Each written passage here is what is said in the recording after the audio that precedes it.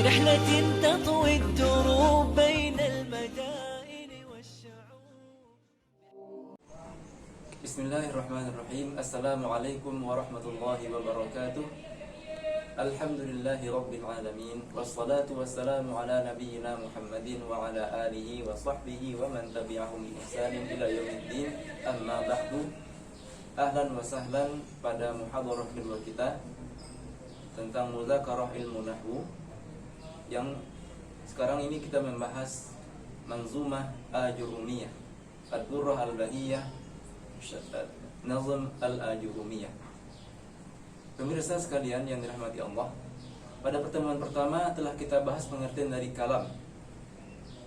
Kita bilang bahwa pembagian atau istilah-istilah kalimat-kalimat dalam bahasa Arab tersebut terbagi kepada beberapa macam. Ada yang namanya kalam, kalimah, kalim, qaul, dan lain sebagainya. Maka sedikit kita review. Kalam adalah lafzun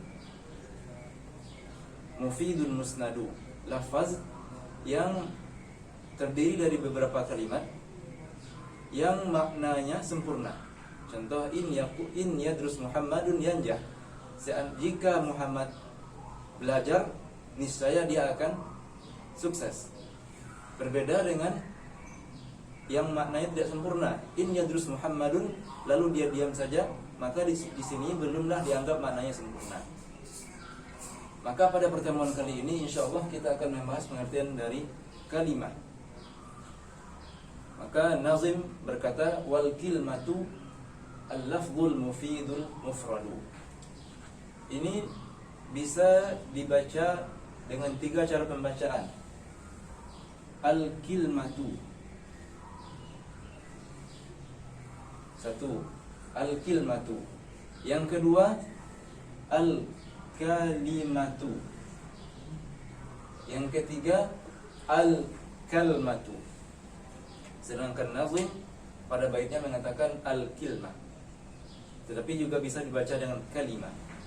Maka pengertian dari kalimah adalah lafaz al-mufidul mufrad, lafaz yang terdiri dari satu kata yang mempunyai makna yang sempurna.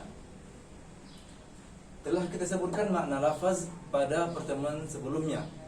Kita bilang pengertiannya adalah as-sautul mustamil ala ba'dil hurufil hijaiyah, suara yang komponen-komponennya adalah huruf-huruf hijaiyah. Ketika kita mengatakan suara, maka selain suara bukanlah lafaz seperti isyarat dan lain sebagainya. Ketika kita mengatakan al-mustamil ala ba'dil hurufil hijaiyah, komponennya mesti merupakan huruf hijaiyah, maka semua suara yang komponennya bukan huruf hijaiyah maka bukan termasuk kalam, seperti suara burung, tuk-tukan, atau huruf-huruf Latin lainnya. Maka juga sama pada pengertian kalimah, syarat atau komponen utamanya adalah lafaz. Sedangkan penunjang atau qaid atau ikatan, perlu kita ikat lafaz ini.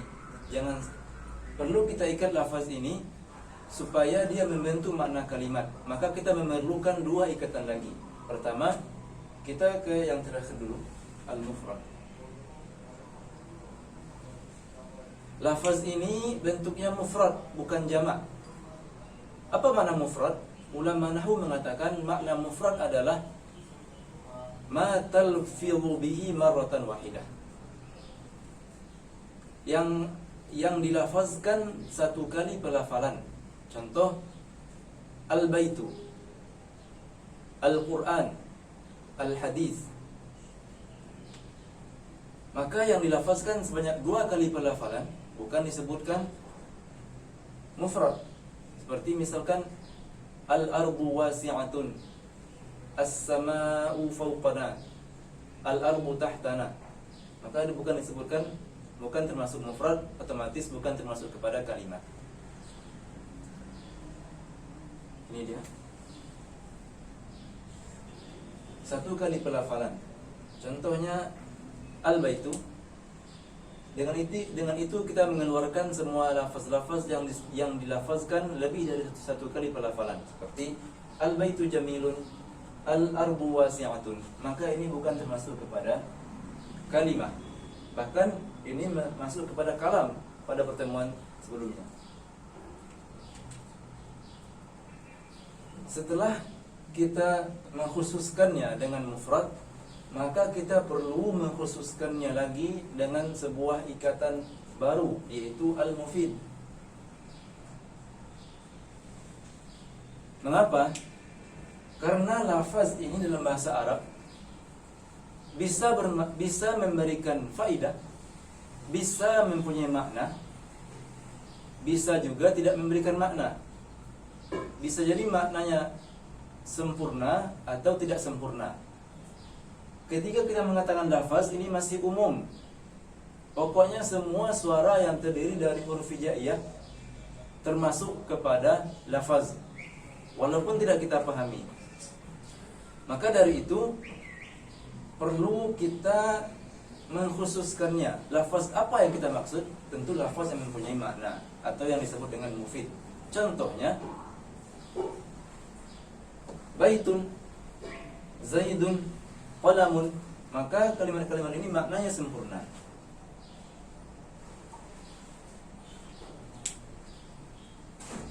Apa contoh kalimat atau contoh lafaz yang merupakan bahasa huruf hijaiyah, merupakan suara, tetapi maknanya tidak sempurna? Contohnya taibun,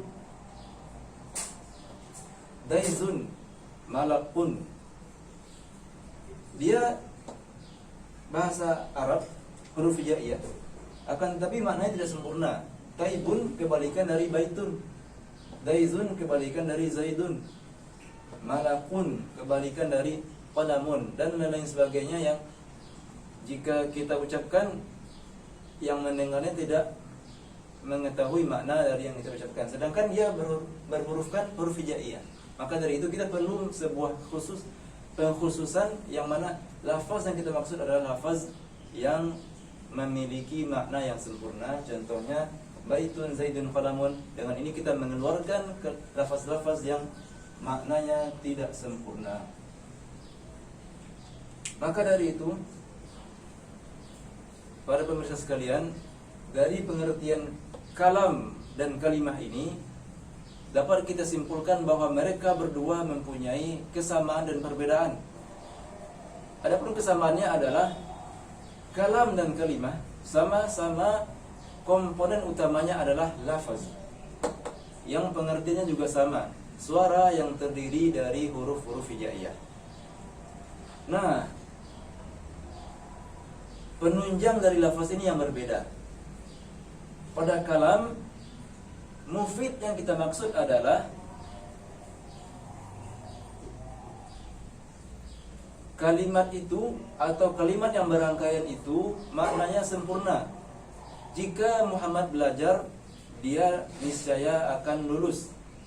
Sedangkan mufid pada kalimah maknanya lebih khusus, lebih pendek, yaitu bisa dipahami atau mempunyai makna yang sempurna. Pada kalam, syarat keduanya adalah dia musnad, lebih dari satu kata, mempunyai sandaran satu sama lain. Al-baitu jamilun, al-ardu wasi'atun, zahaba Muhammadun, qara'a Ahmadu al-Qur'ana. Akan tetapi pada kalimat, syarat dari lafaz ini adalah bentuknya mufrad, hanya terdiri dari satu kata saja.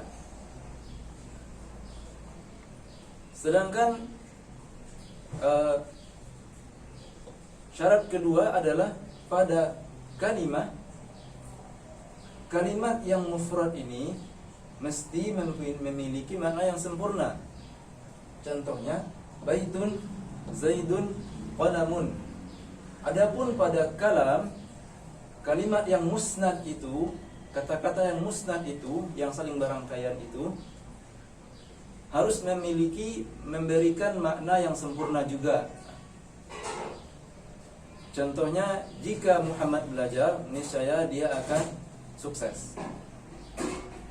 Maka hal yang paling utama yang membedakan antara kalam dan kalimat adalah yang di ujung sini. Kalimat hanya satu kata, sedangkan kalam lebih dari satu kata. Maka dari itu, mufid pada konteks kalam dan kalimat juga niscaya akan berbeda, karena komponen utamanya juga nanti pasti akan berbeda. Sampai sini dulu pertemuan kita yang kedua ini. Semoga bermanfaat. Jazakumullahu khairan wa barakallahu fikum.